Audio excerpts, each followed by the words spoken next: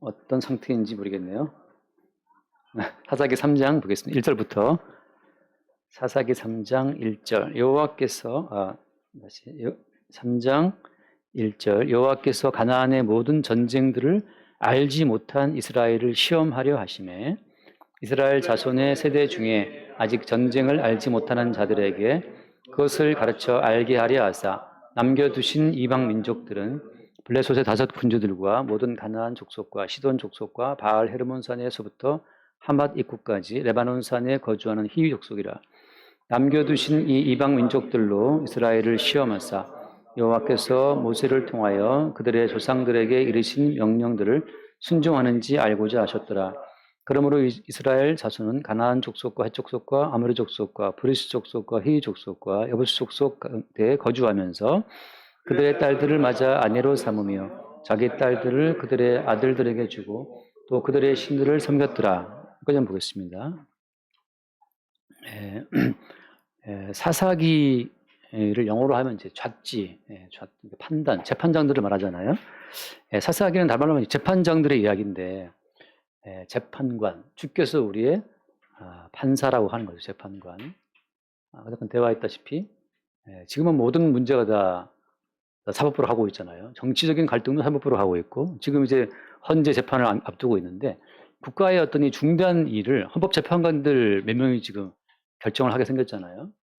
정치적인 어떤 갈등들이 해소가 안 됨으로써 판사들한테 모든 걸 넘기게 되는 상황으로 오고 있고, 지금 홈플러스 사태도 지금 결국 이제 판정은 판사들이 내리겠죠. 어떻게 하려는지. 그러니까 지금 모든 나라의 마지막 어떤 결정 자체를 판사가 하는 것처럼 사사기에서는 하나님이 어떤 재판장의 어떤 모습으로 이스라엘과 관계하고 있다는 사실을 보여줍니다.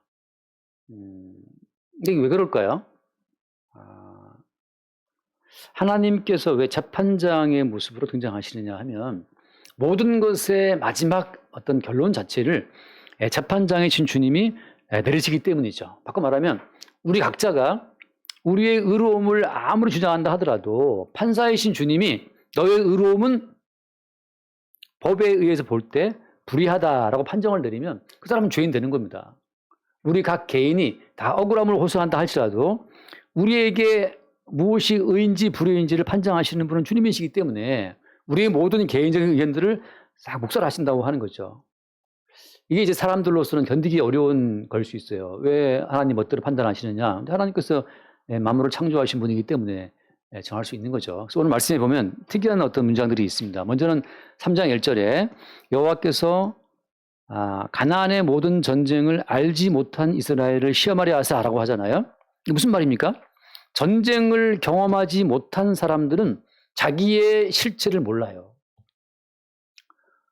전쟁을 경험해 본 사람은 인간 내부에 뭐가 들어있는지를 알 수 있습니다. 그러면 전부 영화를 보면 나오지만 그 미국 애들이 얼마나 막 어떤 그 에너지가 있어요. 전쟁에 참전하겠다고 막 하잖아요. 전쟁에 참전해서 신병 교육대에 들어가서 훈련을 받아서 실전에 투입되는 그 순간 이미 전쟁의 무서움을 실감하게 되어 있습니다. 무거운 군장을 메고 한번 행군을 해보라 말이죠. 전쟁은 어떤 영화에서나 보던 그런 것이 아니고 실제 온몸으로 나를 짓누르고 있는 무거운 어떤 짐 자체를 극도 이렇게 무거운 짐을 압축해서 밀도 있게 인간에게 덮어 씌우는 게 전쟁인데 전쟁을 알지 못한 이스라엘을 시험하려 하사 전쟁을 모르는 인간들은 자기가 누구인지를 몰라요. 엄청 교만합니다. 그래서 다 할 수 있는 듯이 자기에 대한 어떤 과신, 자기에 대한 믿음이 있죠. 난 다 할 수 있다고. 자, 그대로 무슨 말인가 하면 이 말은 영적인 전쟁을 알지 못한 사람들은 자기를 믿어요, 자기를. 영적인 전쟁을 경험하지 못한 사람들은 자기가 말씀을 지킬 수 있다. 내가 하나님을 기쁘시게 할 수 있다라는 하나님 나라를 위해서 할 수 있다라고 하는 그 자기 자신에 대한 어떤 과신, 믿음이 있다고 하는 거죠. 예를 들어서 모세가 시내산에서 십계명 받아가지고 이스라엘 백성들과 언약을 맺을 때 모세가 낭독하는 그 모든 말씀을 듣고 백성들이 어떻게 반응을 했습니까? 모세시여 우리가 여호와의 모든 말씀대로 준행하리이다라고 한단 말이죠. 이 성경 말씀을 읽고 이 말씀대로 내가 살아야지, 살 수 있다, 살 수 있습니다라고 말하는 것은 전쟁을 알지 못한 이스라엘처럼 지금 자기의 주제 파악을 못한 사람들입니다. 이게. 근데 어때요? 이 태평성대의 모든 교회들은 끝없이 인간에게 할 수 있다라고 하는 그 말도 안 되는 믿음을 인간에게 주입해서, 종교적인 신념이죠. 종교적인 신념을 주입해서 말씀대로 살 수 있다는 믿음, 말씀대로 살아서 하나님을 기쁘시게 할 수 있다는 그런 믿음을 막 심어주는 거예요. 그러나 주님께서는 전쟁을 알지 못한 이스라엘을 시험하려 하시며, 그다음 두 번째 2절, 이스라엘 자손의 세대 중에 아직 전쟁을 알지 못한 자들에게 그것을 가르쳐 알게 하려 하사. 얘들아, 전쟁이란 이런 것이야 라고 그 전쟁의 실체를 알게 하려 하시기 위해서 어떻게 했습니까? 이방 민족들을 그들 가운데 남겨두신 거죠.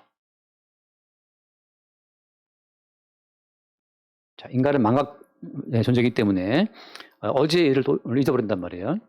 그래서 항상 인간은 자기 자신의 어떤 가능성, 자기 존재의 긍정으로 돌아옵니다. 내 가치를 챙기고, 자존심을 챙기고, 내 유익을 챙기고, 자기 얼굴을 챙기는 건 늘 돌아와요, 인간은.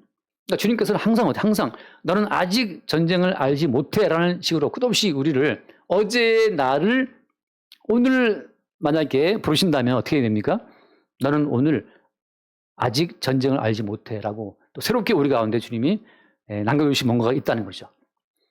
성도가 목사님 나는 이제 모든 죄를 정복했습니다. 나는 뭐 더 이상 나는 죄가 없어요. 이렇게 말하는 사람이 있을까요?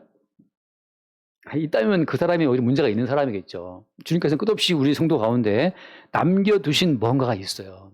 이방 민족으로 표현되어 있지만 남겨두신 도저히 내가 극복이 안 되는 그 뭔가를 주님이 우리 가운데 남겨두신 자들이 성도예요. 성도. 언약 백성은 그래서 항상 극복이 안 되는, 넘어설 수 없는 그 뭔가 새로운 문제가 끝없이 닥쳐온다고 하는 거죠. 새로운 문제가 매일매일. 뭐 하시려고? 전쟁을 가르쳐 알게 하려 하사. 그럼 전쟁이란 뭡니까? 전쟁이란, 자, 중요한 건 이거죠. 전쟁이라고 하는 것은 우리가 싸우는 전쟁이 아니에요. 자, 전쟁의 원형은 뭡니까? 창세기 3장 말씀. 창세기 3장 5절 말씀 보면, 창세기 3장 5절 말씀에, 3장 5절이 아니고 15절, 15절입니다. 3장 15절에 내가 너로 여자와 원수가 되게 하고 내 후손도 여자의 후손과 원수가 되게 하리니, 이 뱀과 여자의 후손 간의 전쟁, 이것이 모든 전쟁의 기본 틀입니다. 뱀과 여자의 후손 간의 이 전쟁, 그리스도 예수와 사탄의 전쟁 가운데 여기 어때? 인간은 그냥 말려드는 존재라고 하는 거죠. 어떤 형태로? 뱀의 모략에 빠져서 뱀의 전략에 휘말려서 뱀의 포로가 된 형태로 이 전쟁에 우리가 들어가는 겁니다. 이게 참 중요한 거예요. 모든 인간은 이미 뱀의 이론에 빠져서 뱀의 가치관과 뱀의 안목으로 자기와 세상을 보게 되어 있습니다. 왜? 인간은 전쟁의 주체가 아니에요. 인간은 전쟁의 주체가 아니고 인간은 전쟁의 산물, 전쟁의 결과물이죠. 그래서 어때요? 모든 인간은 사탄의 포로가 되어서 끌려가 있는 겁니다. 모든 인간은 마귀의 포로가 되어서 마귀의 종으로 끌려가 있다. 그렇습니까, 진짜? 그럼 마귀의 포로 되어 있다는 증거는 뭡니까? 마귀의 포로가 되어 있다는 그 증거는 뭐냐면 자기를 믿는 것이고, 내가 이 말씀대로 살아서 하나님을 기쁘시게 하고 영생을 얻어야지 라는 이런 가치관 자체가, 이게 지금 마귀의 포로된 자들의 가치관이라고 하는 거예요. 말씀대로 살아서 하나님을 기쁘시게 하고 영생을 얻어야지라는 것이 그게 마귀에 붙잡혀 있는 마귀의 군사들의 아이디어라고 하는 거예요. 말씀대로 살아서 하나님을 기쁘시게 하고 영생도 얻고 천국 가야지, 이런 가치관이 마귀에 포로된 자들의 생각이라고 하는 거예요. 근데 그것이 대부분 교회에 다 퍼져 있잖아요. 그럼 그것이 왜 마귀의 생각입니까? 대표적으로 청년 부자가 예수께 나와서 물어봤죠. 선생님, 내가 어떻게 영생 얻으리까? 무엇을 해야 영생 얻겠습니까? 라고 할 때 주님이 계명 안 하냐? 계명 제가 다 지켰습니다. 어릴 때부터. 하나 부족한 것이 있네? 다 팔아라. 나눠 주어라. 어때? 청년 부자가 재물이 많은 거로 근심하고 돌아가잖아요. 인간의 행위로 말씀을 지켜서 율법을 어릴 때부터 다 지켜서 영생을 얻고자 하는 그 생각 자체가 이게 마귀적인 생각이에요. 마귀는 포로된 모든 자기 백성들을 끝없이 율법에 붙들어 매어서 율법의 미로 가운데 가둬두어서 거기서 그냥 헤매게 하는 겁니다. 그러니까 말씀대로 살아서 영생 얻고자 하는 그 모든 마인드는 마귀로부터 나온 종교적인 신념이라고 하는 거죠. 종교적인 믿음은 무엇이냐? 우리가 말씀대로 살면 하나님을 기쁘시게 하지. 이것이 모든 종교적인 가르침과 종교적인 믿음의 기본이에요. 우리가 신께 정성을 들이면, 우리가 신께 바르게 사는 삶을 보여드리면 신 또 우리를 감동받아서 우리에게 복을 주실 거라고 하는, 우리는 신께 정성과 율법 순종에 대한 어떤 그런 걸 예우해 드리면 신은 우리의 정성을 보시고 축복과 영생을 주신다라고 하는 그 인간의 행위와 신의 축복을 거래하는 이 매매 자체가 사탄이 짜놓은 큰 구조라고 하는 거예요. 따라서 이스라엘을 시험하시고 전쟁을 가르쳐 알게 하시는 가장 근본은 뭐냐면 우리의 주제 파악, 우리의 실상이 무엇인지를 먼저 알게 하시는 겁니다. 우리가 얼마나 죄에 빠져 있으며 우리가 얼마나 죄에서 빠져나올 수 없는 존재인지를 알게 하시는 거죠. 전쟁이라는 것은 우리가 하는 것이 아니고 어때요? 우리는 그냥 이 전쟁의 포로였네. 전쟁의 포로였다는 사실을 보는 것이 이 전쟁에 승리하는 첫 번째 비결입니다. 제가 어느 예전에 교회 가서 무슨 헌신예배 때 가서 한번 설교를 할 때 성도 여러분, 말씀을 못 지키는 우리의 본질, 세상을 못 이기는 우리의 본질 앞에 그냥 떨고 있으면 됩니다. 우리 할 일은. 근데 뭐 늘 막 기도하시는 그런 막 충만한 교회이기 때문에 그 말이 너무 낯설었던 것 같아요. 좀 약간 황당한, 언제까지? 제가 사무엘상 18장 말씀 보여주면서 골리앗 앞에 두려워 떨고 있는 이스라엘 군대의 모습을 보여줬어요. 모든 이스라엘은 골리앗 앞에서 두려워 떨고 있어야 된다. 언제까지? 다윗이 올 때까지. 다윗이 와서 골리앗을 쓰러뜨리고 다윗이 골리앗의 목을 벤 다음에 우르르 일어나서 이제 다윗이 이긴 그 승리의 그 여파, 그 어떤 승리의 그 파장을 누릴 뿐이죠. 모든 성도는. 그래서 괜히 이기겠다고 깜짝대지 말고, 전쟁을 아는 자는 누구냐 하면 우리의 힘과 능력으로는 이길 수 없는 전쟁이네. 우리의 힘과 능력으로는 오히려 우리가 사탄의 포로였네. 마귀의 어떤 종이었네. 골리앗 앞에 두려워 떤 존재였다는 사실을 보는 것.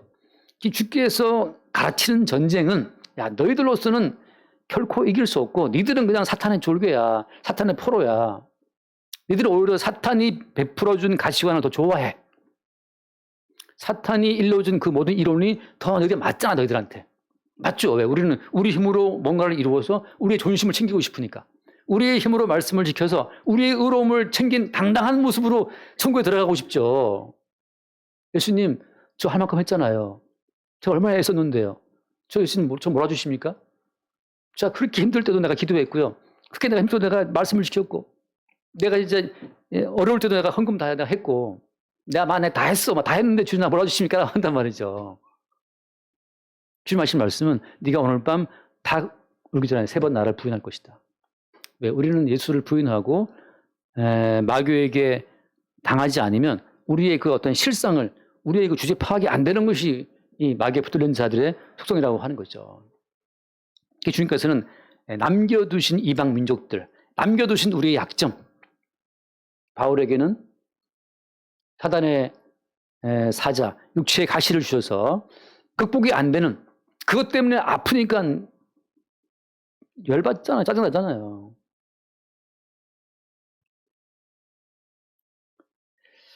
뭔가 남겨두신 그 무엇 때문에 우리로 하여금 분노하게 만들고 짜증나게 만들고 화나게 만들고 불평불만하게 만드는 그 무엇이 우리에게 전쟁을 가르쳐 알게 하려 하사 남겨두신 주님의 어떤 모략이었다고 하는 거죠. 니들이 주체가 되어 싸울 수 있는 주제들이 못 돼. 니들은 툭하면 마귀와 붙어먹고 있으니까. 그 사실을 주님이 알게 하시는 거죠. 그래서 어때요? 항상 우리는 불순종하는 오늘 말씀에 그랬더니 어때요? 예컨대 그 뒤에 말씀 봅시다. 4절 말씀 4절에 남겨두신 이 이방 민족들로 이스라엘을 시험하사 여호와께서 모세를 통하여 그들의 조상들에게 이르신 명령들을 순종하는지 알고자 하셨더라라고 하잖아요. 자, 남가주시 이방민들을 통해서 이스라엘이 과연 주님을 순종할 수 있느냐? 니들이 순종을 한다고 그러는데 진짜 순종할 수 있어? 아유, 주님, 저는 범사에 감사하고 항상 기뻐하고 늘 기도하고 있습니다. 진짜 니들이 범사에 감사해? 정말 감사한다 그러니까 주님께서 이방 민족을 동원해서 정말 범사에 감사하고 항상 기뻐하는지를 주님이 테스트를 하시는 거죠. 그래서 오늘 말씀에 어떻게 되어 있습니까? 6절 말씀, 6절에 보면 그들의 딸들을 맞아 아내로 삼고 자기 딸들을 그들의 아내들에게 주고 그다음에 또 그들의 신들을 섬겼더라. 이 말씀 자체는 잠깐 신명기 7장 말씀 봐요. 신명기 7장 1절 이하에 보면 나오지만 신명기 7장 이하에 일단 1절 눈으로 보시고요. 너를 인도하사 그 땅 들어가게 되면 자 2절 말씀 2절에 보면 내 하나님 여호와께서 그들을 내게 넘겨 내게 시게 하시리니 그때 너는 그들을 진멸할 것이라. 그들과 어떤 언약도 하지 말 것이요 그들을 불쌍히 여기지도 말 것이며 3절 맙시다. 또 그들과 혼인하지도 말지니 내 딸을 그들의 아들에게 주지 말 것이요 그들의 딸도 내 며느리로 삼지 말 것은. 쭉 이제 그 뒤에 나옵니다. 혼인하게 되면 이방의 신을 따라간다는 사실을 쭉 말하고 있기 때문에 오직 제단을 헐고 조상을 깨뜨리고 뭐 이렇게 쭉 나와요. 이렇게 이미 주신 말씀인데 이 전쟁을 모르는 사람들은 우리는 이스라엘 백성 후손이고 우리에게는 율법이 있고 언약이 있고 성막이 있고 다 있으니까 우리는 된다고 생각했는데 어때요? 실제로는 그 말씀을 다 어기는 쪽으로 갔단 말이죠. 그들의 딸을 맞이해서 아내로 삼고 딸들을 아들에게 주고 혼인하면서 결국은 그들의 신들을 섬겼더라라고 한단 말이죠. 처음에 이 말씀 대하게 되면 시험하려 하시고 전쟁을 알게 하시기 위해서 이방 민족을 남겨주셨는데 결국은 혼인했더라. 이것과 전쟁과 뭔 상관이냐 이게 된단 말이죠. 뭔 말인지 이해되시죠? 전쟁을 가르쳐 알게 하려고 남겨주셨는데 결국은 그 이방과 함께 다 혼인을 함으로 말미암아서 전쟁 없이 잘 지내고 있는데 지금 잘 지내고 있잖아요. 전쟁 없이 화평하게 평화. 전쟁 어떻게 알고? 이게 무슨 뜻이에요? 그러니까 결국은 주께서는 여기에서 보이지 않는 영적 전쟁을 말씀하고 있는 겁니다. 니들의 본질은 그렇게 말씀을 버리고 이방인과 더불어 짝이 맞아갖고 흘러가는 그런 본질이라는 그런 속성이라는 사실을 주님이 알게 하시리. 이 발견이 중요해요. 성도가 자기 존재의 실상을 보는 게 이게 모든 전쟁의 첫 번째 단초입니다. 단추예요. 잠깐 말씀, 로마서 11장 말씀, 로마서 11장 32절, 로마서 11장 32절 말씀 보면 그래서 주님께서 말씀하신 게 뭐냐. 11장 32절 하나님이 같이 볼까요? 하나님이 모든 사람을 순종하지 아니하는 가운데 가두어 두심은 모든 사람에게 긍휼을 베풀려 하심이로다. 순종하지 않는 곳에 가둬두신 분은 누굽니까? 하나님이에요. 하나님. 순종이 미덕입니까? 물론 성경에 나오죠. 여호와께서는 순종을 원하신다고 나와 있잖아요. 그럼 주께서 말씀하시는 그 순종의 취지가 뭔지를 알아야 되는 거예요. 주께서 모든 사람을 순종치 않는 데 가둬두셨다면 그 순종치 않은 곳에 가둬져 있는 그 자체가 어때요? 그게 순종이에요. 그게 순종. 내 주제 파악을 알아야지. 너는 스스로 말씀을 지킬 수 있는 존재가 못 돼라고 말씀하시면 아멘, 맞습니다. 저는 하나님 말씀 순종할 수 있는 주제가 못 돼요 하고 받아들여야 되는데 저는 아닙니다. 저는 저 교회는 저런데 우리 교회는 할 수 있습니다. 저 집단은 나는 할 수 있어요. 그게 지금 순종치 않는 거예요. 주께서 내가 너희들을 가둬놔서 순종치 않는다 가운데. 그러면 그렇군요 주님. 정말 저는 순종이 안 되는군요. 라고 해야지. 무슨 통뼈라고 나는 할 수 있습니다 주님. 주님 베드로한테 베드로야 너희들이 다 나를 버릴 거야. 그러면 아멘. 우리가 참 주를 버리는 자들고 받아들여야 되는데 무슨 통뼈라고 다 버릴지언정 나는 안 버립니다. 나는 안 버리고 내 목숨 바칠게요. 주님 말씀하시죠. 아니다. 네가 오늘 3번 나를 부인할 거야. 다굴기 전에. 돌이킨 이후에 형제를 굳게 하라. 내가 너를 위해 기도했다. 사탄이 이미 너를 청구했다. 사탄이 이미 청구하고 주님은 사탄같이 거래하고 있어요. 사탄과 전쟁하고 있어요. 사탄이 예수님 베드로 까버렸는데 오케이 네 맘대로 해라. 그러나 베드로는 내가 다시 찾아갈 거야. 찾아낼 거야. 그 선을 지켜라. 사탄에 들어가서 유다는 목매달아 죽게 했고 베드로를 못 건드리죠. 이미 주님이 기도했기 때문에. 사탄이 베드로를 흔들어도 적정선 자체를 지키도록 주님이 막아놓은 겁니다. 우리가 지금껏 살아온 것은 우리가 순종하고 우리의 관리를 철저히 해서가 아니고 주께서 우리를 위해 기도하심으로써 사탄이 우리를 침범하는 그 영역을 주님이 라인을 정해놨기 때문에 지금까지 여기 앉아 있는 거예요. 뭐 하시기 위해서?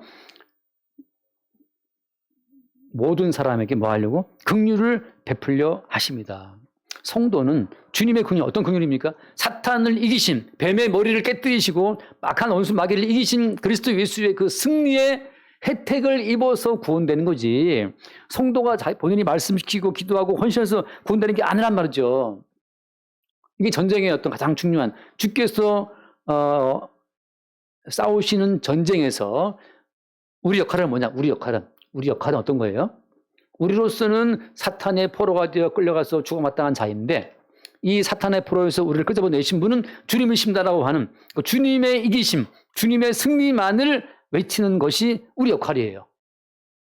우리가 마귀를 이기는 것이 아니고 주께서 이기신 그 이기심에 대한 고백이 그리스도 예수의 군사로서 우리가 할 수 있는 고백이라는 거죠. 잠깐 찾아봐서 이제 요한계시록 12장 이거 안 줬어요? 우리가 한번 다 했던 말씀이지만 요한계시록 12장 말씀 보면 12장 10절 11절을 봅시다. 12장 10절 요한계시록 12장 10절 11절을 보면 앞에서 나오지만 이제 큰 용이 내쫓기잖아. 하늘에서 하늘 전쟁에서 용과 그의 무리가 패배해서 쫓겨나오는데 땅에 내려와서 그들이 인간을 미혹한단 말이죠. 자 10절 내가 또 들으니 하늘에 큰 음성이 있어 이르되 이제 우리 하나님의 구원과 능력과 나라와 또 그리스도의 권세가 나타났으니 우리 형제들을 참소하는 자 곧 우리 하나님 앞에서 밤낮 참소한 자가 쫓겨났고 같이 봅시다. 또 우리 형제들이 어린 양의 피와 자기들이 증언하는 말씀으로써 그를 이겼으니 그들은 죽기까지 자기들의 생명을 아끼지 아니하였다. 이 말씀 보면 모순되는 말이 있어요. 첫 번째는 뭐냐면 어린 양의 피와 자기들이 증언하는 말씀으로 어때요? 그를 이겼다 하잖아요. 이겼다. 여기서 어떤 총칼도 있는 것이 아니고 그들의 힘도 아니야. 뭐로 이긴 거예요? 첫 번째 어린 양의 피. 그 다음에 어때요? 증언하는 말씀. 어떤 말씀이에요? 어린 양의 피가 옛뱀의 모든 권세를 이겼다라고 하는 그 내용을 증거하는 말씀이죠. 모든 성경이 증언하는 바 예수를 증언하고 있는데 모든 성경이 그리스도 예수를 증거하고 있기 때문에 성경 어디를 펴서라도 그리스도 예수께서 피 흘려 죽으심으로 이겼다라고 하는 그리스도 예수의 승리를 증거하는 말씀으로 우리는 이기는 거예요. 우리 개인적인 경건을 쌓아 이기는 것이 아니고 개인적으로 기도해서만 권능 받아서 이기는 것이 아니고 어린 양의 피로 이긴다는 거죠. 그 말에 무슨 말이 있습니까? 마귀가 너 왜 말씀 안 지키니? 너 왜 기도 안 하니? 너 왜 이렇게 하나님 뜻을 어기고 살아가니? 라고 할 때 이래서 예수께서 어린 양의 피로 어린 양으로 오셔서 우리 대신 피 흘려 죽으신 것이다 라고 어린 양 예수 그리스도의 피를 증거하는 그 말이 사단의 모든 참소를 이긴다는 거거든요. 그럼 무슨 말씀입니까? 그를 이겼으니 그들은 어떻게 해요? 죽기까지. 이게 이겼으면 이겨야지 왜 죽어요? 이겼으니 그들은 죽기까지 자기들의 생명을 아끼지 않았다. 결국은 그들이 죽은 겁니다. 목숨을 잃은 거예요. 근데 목숨을 잃고 생명을 잃었는데 불구하고 그것이 어때? 그것이 이겼다는 거지. 이게 무슨 말도 안 되는 소리입니까? 무슨 말이 결국은? 우리가 집착하는 우리의 생명, 우리가 집착하는 우리의 이 목숨 자체가 하나의 허상이란 말이죠. 허상. 이 말이 다가 참 제가 허상의 말 말씀 드렸는데 어떤 분들이 목사님 맨날 허상이라 그러냐.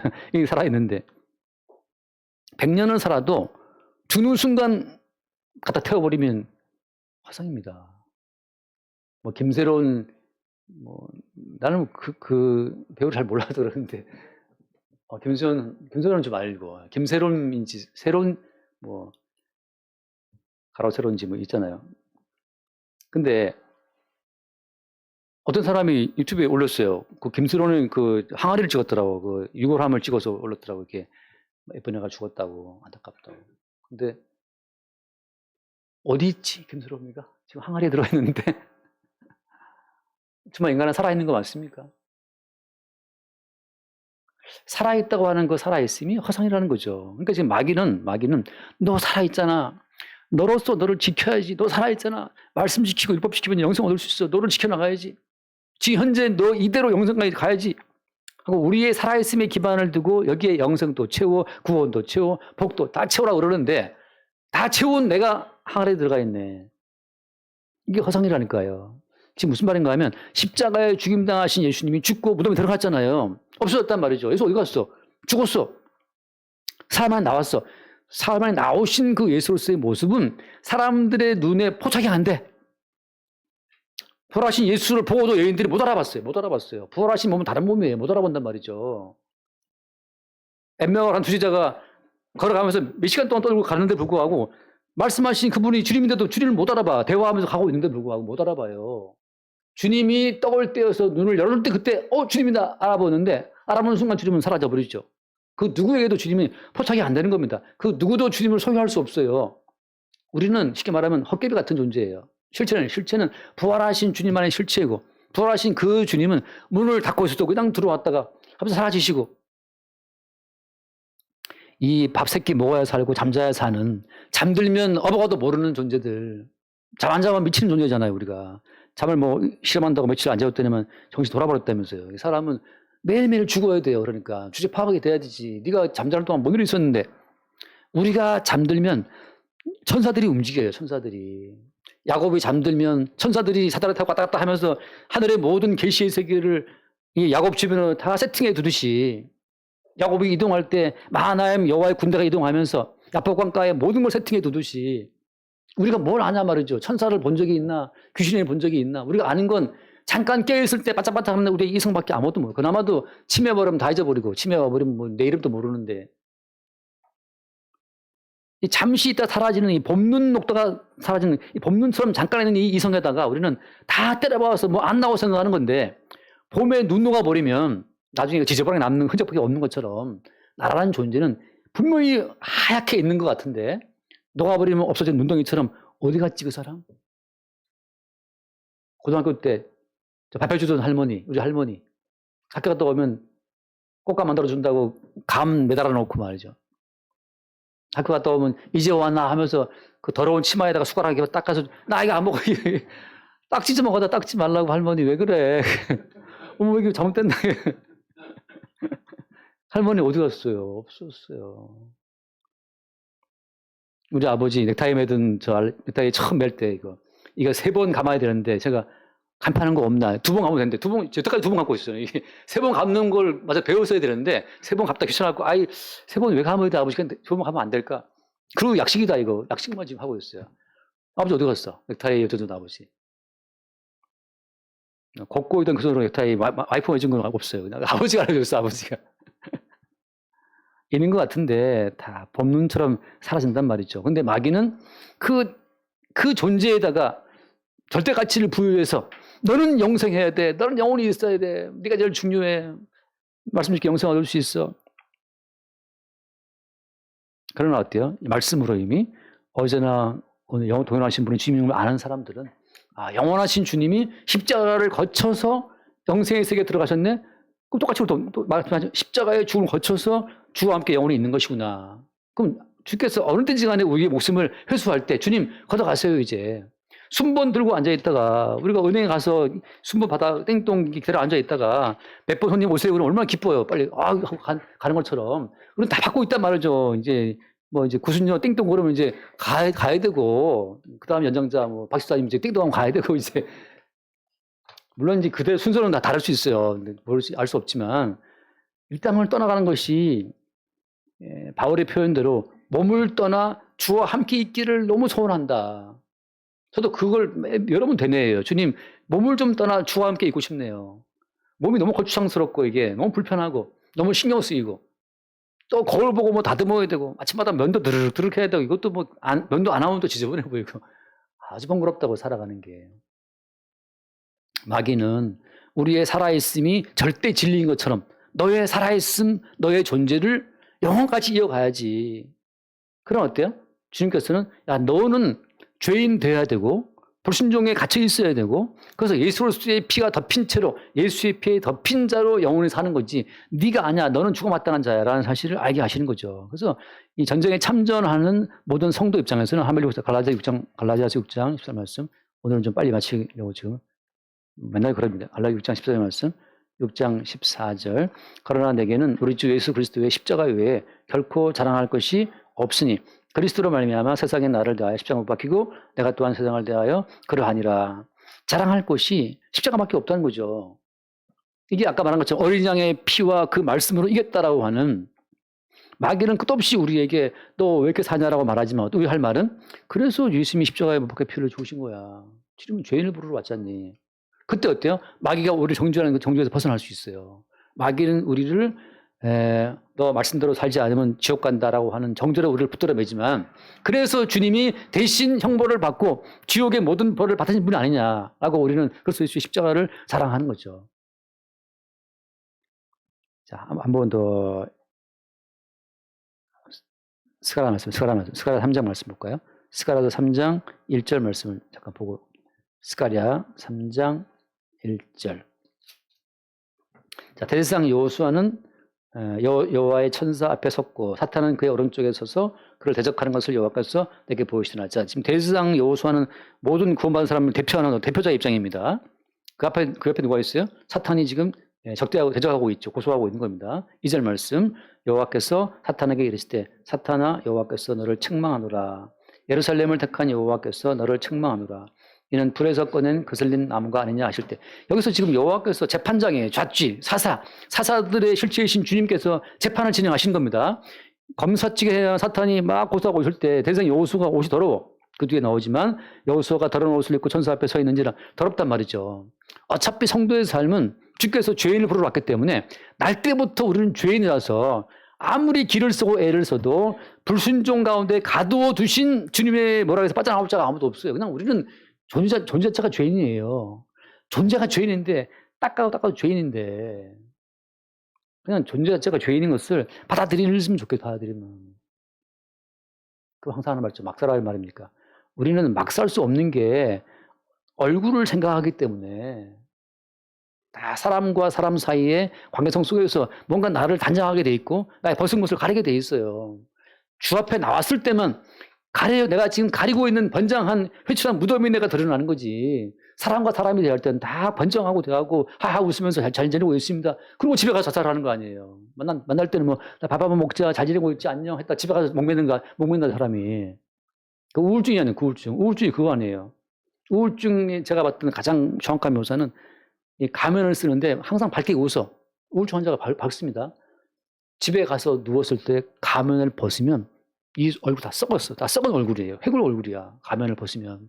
그리고 이제 침대에 다운되는 거죠. 한 번 다운되면 몇 시간씩 못 일어나고. 급성 우울증 오면 한 대여 시간 그냥 아무것도 못한대요. 아무 힘도 없다는 거죠. 그냥 네 존재가 날 때부터 죄인인데, 그래 가릴 땐 네 이런 거 가려. 그래서 네 존재가 그렇다는 것을 원래 받아들이란 말이죠. 우리는 불에서 꺼낸 그슬린 나무. 지금 지옥의 불에서 주님이 건져낸 나무이기 때문에 우리가 그슬려 있어요. 항상 우리가 얼마나 애를 태우고 걱정심이 많습니까? 정말 스트레스 받을 때는 얼마나 지옥의 불에서 건져냈기 때문에 우리가 지금 스트레스로 다 불타고 있다. 스트레스로 지금 머리에 막 열나고 지금 뭐 염증 뭐 열나고 지금 우리가 보통이 아니에요. 그런 것이 우리의 모습이구나라는 사실을 말씀할 때 어때? 이때 여호수아 스스로가 사탄의 정죄 앞에서 나 안 그래라고 싸웁니까? 할 말이 없죠. 더러운 옷을 입고 있으니까. 근데 누가? 여호와께서 사탄에게 이르시되 사탄아 너를 책망하노라 하고 주님이 책망하시는 거예요. 사사가. 그래서 이제 다음 주에 나오지만 오늘이 나오는데, 이스라엘 백성들의 이 구원, 전쟁을 한번 겪은 이 이스라엘 백성들이 전혀 이길 수가 없어. 이방의 왕에게 붙잡혀서 포로로 살죠. 뭘 기다립니까? 구원자를 기다리는데, 구원자이신 사사가 와서 그들을 건져내는데, 말하자면 구원자 사사를 재판장이라고 기록하는 이유는 뭐 때문이에요? 이 모든 전쟁이 사실은 여호와의 보좌 앞에서 사탄을 책망하고 정죄받는 모든 이스라엘 백성을 건져내는 재판관의 역할이기 때문에 사사라는 걸 붙인 겁니다. 실제로 전쟁을 잘해서가 아니라 주께서 사탄을 책망하시고 사탄에 포로된 자들을 끄집어내시는 과정이기 때문에. 하나 읽고 마칩시다. 시편 51편에 이 진실을 깨달은 다윗이 했던 말이, 시편 51편 5절 말씀 볼게요. 5절. 내가 죄악 중에서 출생하였으며 어머니가 죄 중에서 나를 잉태했다. 그러니까 날 때부터 죄인이기 때문에 얼룩말이 태어나서 얼룩말 이 문을 제가 바꿀 수 있습니까? 흑인이 태어났는데 흑인이 지 피부를 희게 할 수 있냐 말이죠. 날 때부터 죄인이기 때문에 우리는 그냥 존재론적 죄인이에요. 존재론적 죄인이기 때문에 뭘 한다 하더라도 존재론적 죄인이기 때문에 뭘 한다 하더라도 죄인의 그 어떤 그 신분에서 벗어날 수가 없는 거예요. 존재가 죄인인데. 그래서 어떻게 합니까? 7절 말씀에 6절 보소서 주께서는 중심이 진실함을 원하시오니 내게 지혜를 어떻게 해요? 내게 지혜를 은밀히 가르치시리다. 은밀히. 그러니까 은밀이기 때문에 개인 대 개인으로 주의 영으로 이 지혜를 배운 사람만 존재 자체가 내가 죄인이었는데 사실을 봐요. 다윗도 바사 사건 전까지는 이걸 몰랐어요.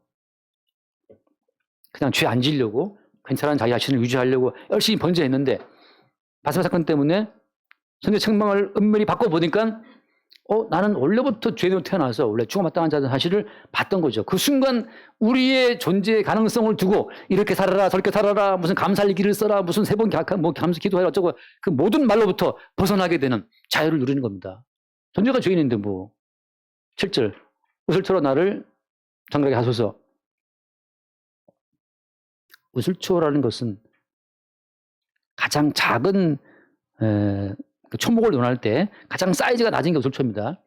백향목 제일 큰 거고 우슬초부터 백향목까지. 근데 가장 작은 그 풀 같은 그 우슬초로 피를 찍어 바르니까 우리의 모든 정밀한 부분을 다 그 가장 작은 풀로 피를 뿌리는 것처럼 우리 전체 우리의 뭐 사고방식, 삶의 모든 것에 다 그리스도 예수의 피가 뿌려진다는 사실을 그 사실을 다윗이 고백하고 있는 거죠. 대충 뿌리는 게 아니라 밥 한 숟가락 먹다가도 밥맛이 이게 뭐냐라고 말하는 그 순간은 어때요? 우리의 죄인됨은 드러나고 그때 우슬초로 주님께서 뿌리신 피가 들어오는 거죠. 자, 함께 8절 내게 즐겁고 기쁜 소리를 들려주시사 주께서 꺾으신 뼈들도 즐거워하게 하소서. 이건 제가 연번 말한 것처럼 우리는 다 죄인이기 때문에 주께서 우리의 뼈를 꺾어서 완전히 뼈를 꺾으면 죽는 것처럼 꺾어진 우리는 뼈들인데 자기의 죽어마땅한 실정을 다시 보는 거죠. 근데 그 죽음의 자리에서 뭘 듣는 겁니까? 꺾어진 뼈 죽음의 그 자리에서 즐겁고 기쁜 소리를 들려주시사. 그때 대신 죽으신 예수로서의 희생으로 우리에게 죄의 사함과 영생이 온다는 사실을 그 기쁜 소리를 그때 듣는 겁니다. 전쟁에서 승리는 누가 이기는 것이냐. 나로서 싸우는 것이 아니고 주께서 이겼다라고 하는 주님이 십자가의 피로 죽으심으로 지옥의 불길에서 너를 건져냈다라고 하는 그 즐겁고 기쁜 소리를 듣는 자들이 그들이 이기는 자들이라는 거죠. 이기는 자들이에요. 어차피 이방 여인과 결혼해서 죄에 갇히는 것 자체는 우리에게 정해진 코스입니다. 그럼 뭐 결혼하란 말이니까 율법으로 받지 말고 네가 결혼하란 말하니까 지금 묻는 자체도 어때요? 지금 이미 마음속에 계산이 있는 거예요. 저 여자가 예수 안 믿지만 부잣집이야. 결혼할 거야. 제 시골에 있을 때 그 청년회장도 결혼까지 했지만 본부인 버리고 서로 올라와서 그 사장 딸하고 결혼했어요. 그 애도 있었는데 그 청년회장 그 형수는 애 들쳐없고 시골에서 일하고 있었는데 그 형은 서로 올라와서 사장 딸하고 결혼했다더라고. 근데 우리가 뭐 나쁜 놈이다. 우리도 조건 맞으면 그럴 수 있었는데 마침 우리 사장 딸이 우리 눈에 안 보일 때께 망정이지. 뛰었으면 우리도 한번 고려해봤겠지. 그 사람이라고 해서 양심이 같이 없었겠냐. 있었는데 그렇게 될 수밖에 없는 상황으로 가는 거죠. 자, 여러분 말씀을 맞춰야겠는데 그래서 우리가 이 말씀을 대하면서 주님께서는 전쟁을 가르쳐 알게 하시려고 우리가 넘지 못할 어떤 문제들을 항상 우리 가운데 두셔서 우리의 본질을 주님이 까발리시는 거예요. 너는 이런 존재 아니냐. 주님 저는 불순종의 족속에 맞네요. 저는 날 때부터 죄인이 맞습니다. 그래서 주님께서 십자가에 죽으셔야만 했군요. 주님이 죽으시지 않으면 이 나 같은 이 쓰레기는 구원될 길이 없었군요를 아는 거죠. 내가 왜 쓰레기야? 나 할 수 있어. 이런 자들이 교회에 넘쳐나는데 네가 쓰레기야. 그러니까 날마다 우리의 어떤 쓰레기됨을 상황만 맞으면 부잣집 아들딸하고 결혼하는 걸 좋아라 할 그런 인간들인 것을 알 수 있기를 바라고 그래서 주님이 혼자 십자가에 못 박혀 죽으심으로써만 죄인된 우리를 구원하시는구나라고 하는 꼭 십자가로서 승리할 수 있는 영적 전쟁에 승리할 수 있기를 바랍니다. 기도합시다. 존귀하신 주님 감사합니다. 철없는 우리들은 우리의 존재 가능성을 믿고 존재의 선함과 양심을 믿고 말씀대로 살아보겠나라고 설치지만 그러나 주님께서는 우리에게 전쟁을 가르쳐 알게 하려 하사 결코 이길 수 없는 삶의 어려움 앞에서 예수를 3번이나 부인할 수밖에 없었던 베드로 같은 자들이 우리 힘을 알게 하시니 감사합니다. 그리하여서 주님이 구원을 우리의 손에 맡기지 아니하시고 오직 친히 주님이 홀로 십자가의 피로 죽으심으로써 구원을 이루시고 또 부활하신 주님이 친히 찾아오셔서 우리를 구원의 길로 이끄심을 감사함으로 받게 하여 주옵소서. 우리 주 예수를 기도드립니다. 아멘.